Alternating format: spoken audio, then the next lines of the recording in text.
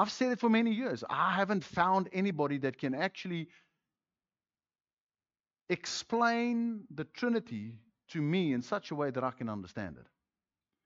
There remains in me a missing link to grasp it, to put my head around it. Now, some people come with the egg, the shell and the yellow and the yolk.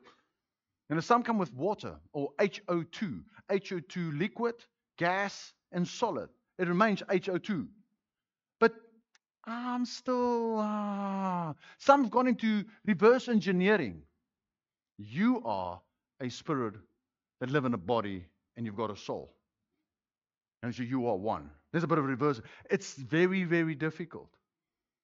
But how Jesus answers this is not through doctrine or theology.